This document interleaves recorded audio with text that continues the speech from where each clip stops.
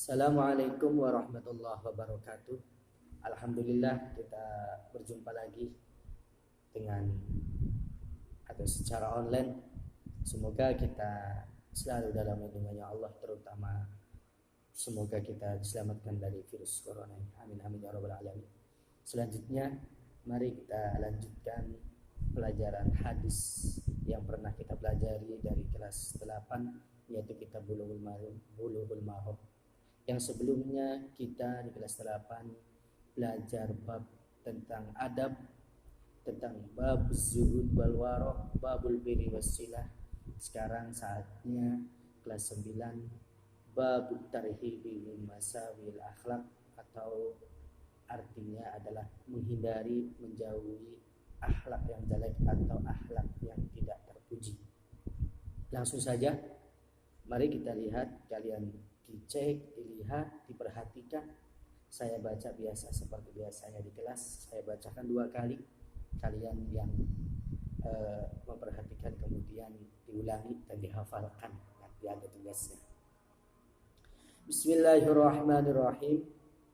An Abi Hurairah radhiyallahu anhu qala Rasulullah sallallahu alaihi wasallam, iyyakum wal hasada fa innal hasada ya'kulul hasanat kama ta'kulun narul hatab, akhrajahu Abu Dawud. Saya ulangi. An Abi Hurairah radhiyallahu anhu qala Rasulullah sallallahu alaihi wasallam, iyyakum wal hasada fa innal hasada ya'kulul hasanat kama ta'kulun narul hatab, akhrajahu Abu Dawud. Artinya, dari sahabat Abu Hurairah radhiyallahu anhu, beliau berkata bahwa Rasulullah sallallahu alaihi wasallam bersabda, iyyakum wal hasad, jauhilah sifat hasad atau sifat hasud, karena hasud itu memakan pahala kebaikan sebagaimana api memakan kayu. Hadis riwayat Abu Dawud. Dari hadis di atas kita harus mengerti terlebih dahulu apa sih yang dinamakan dengan hasud atau hasad. Sebenarnya sudah saya terangkan, sudah pernah saya terangkan di pelajaran tafsir ketika kelas 8, tepatnya di surat surat Al-Falaq maksud saya. Di sana diterangkan qul a'udzu birabbil falaq terus sampai min syarri hasidin idza hasad. Nah, hasud perlu kita ketahui, yang dinamakan hasud adalah kita tidak suka, kita tidak senang ketika melihat orang lain mendapatkan nikmat dan kita berharap nikmat tersebut dicabut dari orang tersebut. Ya, saya ulangi, hasud adalah kita tidak merasa senang dengan apa yang diperoleh atau nikmat yang diperoleh oleh orang lain dan berharap nikmat itu akan hilang darinya. Nah, dari hadis tadi, hadis pertama dari babut tarhib min masawil akhlak, bahaya banget. Rasulullah mengingatkan kepada kita supaya kita menjauhi dari sifat hasud, karena sangat bahaya sekali. Beliau mengatakan hasud itu bisa menghilangkan pahala kebaikan sebagaimana api yang memakan kayu.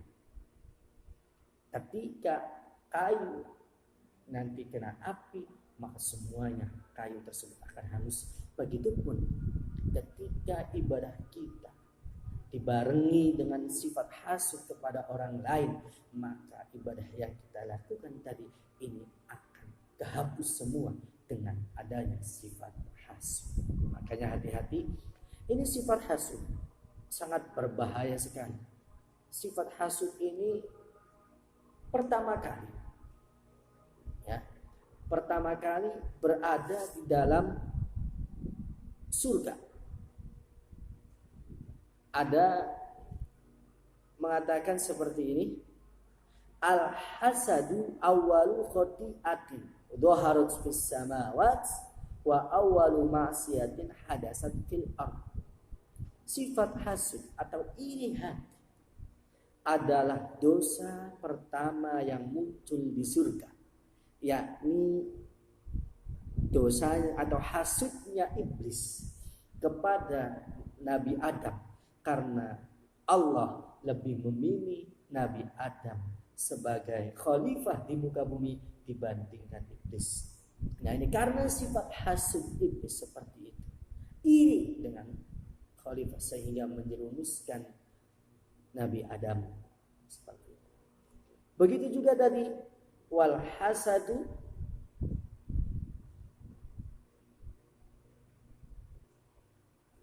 wal awwalu maksiatin hadasat fil ard. Dan hasud juga termasuk dosa pertama yang terjadi di muka bumi. Kalau kalian ingat, pernah mendengar juga kisah dari putra beliau Nabi Adam alaihissalam, yaitu Habil dan Qabil. Nah, ini sifat hasud terjadi di muka bumi, atau dosa yang pertama kali muncul di muka bumi, yaitu sifat hasudnya Qabil kepada Habil, karena dia yang memenangkan apa yang sudah dijanjikan oleh Nabi Adam dan Allah Subhanahu wa ta'ala. Makanya mari kita jangan sampai memiliki sifat hasud sesama teman, sama guru, apalagi sama ustaz. Jangan sampai. Saya contohkan di kehidupan nyata. Gak boleh hasud. Contoh di sekolah SMP seperti itu. Teman kita punya jabatan sebagai ketua atau anggota IPPNU, IPNU atau IPPNU. Dan ternyata kita nggak ada bagian sama sekali, nggak jadi ketua, nggak wakil, masuk ke anggota pun tidak. Nah, ini kalau kita ada rasa sifat hasud, ada rasa sifat iri, maka kita akan merusak sendiri diri kita sendiri, hati kita terutama. Tidak, biarkan, nggak usah diiri. Wah, si A dia menjadi anggota IPPNU atau IPNU, sedang dia bisa A, pinteran juga saya. Nah, nggak boleh seperti itu. Hilangkan sifat-sifat semacam itu, nggak boleh ya. Kemudian hadis berikutnya, hadis yang kedua adalah wa anhu radhiyallahu anhu qala Rasulullah sallallahu alaihi wasallam laysha as-sadidu bis-sur'ah innamasy syadidul ladzi yamliku nafsahu 'inda al-ghadab, muttafaqun alaih. Saya ulangi, wa anhu radhiyallahu anhu qala Rasulullah sallallahu alaihi wasallam laysha asyadidu bis-sur'ah innamasy syadidul ladzi yamliku nafsahu 'inda al-ghadab, muttafaqun alaih. Sekarang artinya, dari sahabat Abi Hurairah radhiyallahu anhu, beliau berkata bahwa Rasulullah sallallahu alaihi wasallam bukanlah orang yang kuat itu orang yang menang bergulat dengan ototnya, tetapi orang yang kuat ialah orang yang mampu mengendalikan dirinya atau menahan dirinya ketika marah. Muttafaqun alaih. Nah, ini juga sangat penting. Dari hadis yang kedua ini, beliau Rasulullah Shallallahu Alaihi Wasallam memberikan peringatan kepada kita. Bukanlah orang yang kuat tenaganya, bukanlah orang yang kuat ototnya sebagai orang yang hebat atau orang yang kuat, tetapi orang yang kuat adalah orang yang mampu mengendalikan hawa nafsunya, mengendalikan marahnya ketika ia marah. Ini sangat sulit sekali. Saya contohkan. Ada teman kalian, satu kelas, membuat jengkel kalian, membuat marah kalian. Kalau kalian tumpahkan, kalian hajar teman kalian tadi, kalian jotosin, kalian ditapakin bahasanya, ditempili. Nah, seperti itu. Itu bukan orang yang kuat, bukan sebagai orang yang hebat, bukan.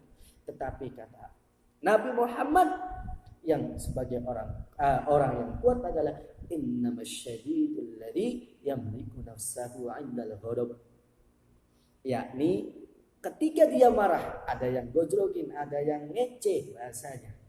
Kemudian dia mampu menahan emosinya, menahan atau mengendalikan marahnya, maka dia adalah orang yang kuat. Awas sekali lagi, bukan orang yang mengandalkan ototnya, bukan orang yang mengandalkan kekuatannya, tetapi orang yang kuat adalah orang yang mampu mengendalikan nafsunya atau mengendalikan marahnya ketika ia marah. Ini sangat sulit sekali.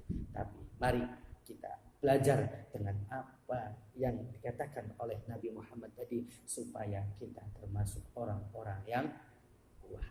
Cukup sekian, cukup 2 hadis saja, kurang lebihnya mohon maaf ya sebesar-besarnya. Oh ya, nanti